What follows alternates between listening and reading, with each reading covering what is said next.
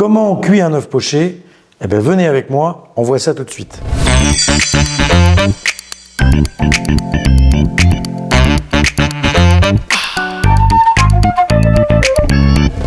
Alors, comment on cuit un œuf poché? Je vous ai déjà montré une technique que j'ai fait dans certains tutos avec l'œuf poché. Mais j'ai découvert une petite astuce qui peut aussi vous servir si vous avez une appréhension pour casser l'œuf et le fait qu'il se rassemble. Il y a une petite technique qui est très sympa. Alors déjà, pour un œuf poché, il faut avoir les œufs frais. Le maximum. Alors, le mieux c'est d'avoir le cul de la poule, mais on n'a pas tous une poule à la maison.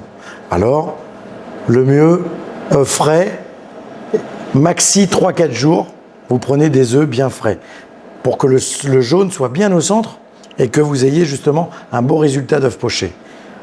Seconde étape, on fait frémir de l'eau qu'on va vinaigrer assez fort. Surtout pas salé. Allez, on en a un peu plus. On ne sale pas l'eau parce que sinon ça va neutraliser les effets du vinaigre. Et le but, c'est que ça coagule l'œuf. Alors comme j'ai refroidi un tout petit peu, on va attendre que ça reparte. Voilà, l'eau, il faut qu'elle soit frémissante. Pas gros bouillon. Alors pour être sûr, faites bouillir d'abord et ensuite vous baissez la température jusqu'à temps qu'il y ait des petits... Voilà, vous voyez, il y a un peu d'ébullition, mais pas trop. Parce que si ça fait comme une machine à laver, là, on ne va pas retrouver l'œuf. Alors la petite astuce, c'est de plonger l'œuf avec la coquille pendant une dizaine de secondes dans cette eau. Alors on y va, on va compter ensemble. Je vais quand même mettre avec l'araignée. 1, 2, 3, 4, 5, 6, 7, 8, 9 et 10. Hop, je prends mon œuf qui est un peu chaud, je le casse et là j'ai fait une pré-cuisson déjà, donc on va avoir l'œuf qui va partir un tout petit peu moins. Voilà. Ça permet de garder, regardez, superbe. Ça garde l'œuf un peu rassemblé. On n'a pas ce petit paniqué qu'on peut avoir doucement.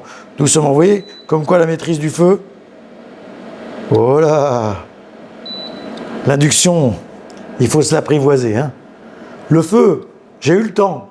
Mais l'induction, j'ai du mal. Voilà. Et là, maintenant, l'œuf va cuire. Alors, j'oublie pas mon petit chrono. Un œuf poché, pour qu'il soit bien, c'est 3 minutes. On part sur 3 minutes de cuisson. Voilà, pour qu'il soit bien structuré et que le blanc soit bien ferme pour bien garder notre jaune et que quand vous allez le récupérer, il n'éclate pas. Alors, on va attendre 3 minutes. On entendra la sonnerie. Il me reste une quinzaine de secondes pour vous dire que normalement, c'est cuit. Attention. Vous voyez, hein, l'eau, elle, frémit. On est bien d'accord, c'est pas du gros bouillon. Sinon, on va pas avoir une belle forme. Ah, c'est parti.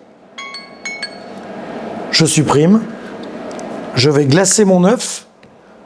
Pourquoi je le glace? Parce que on peut le faire ça d'avance.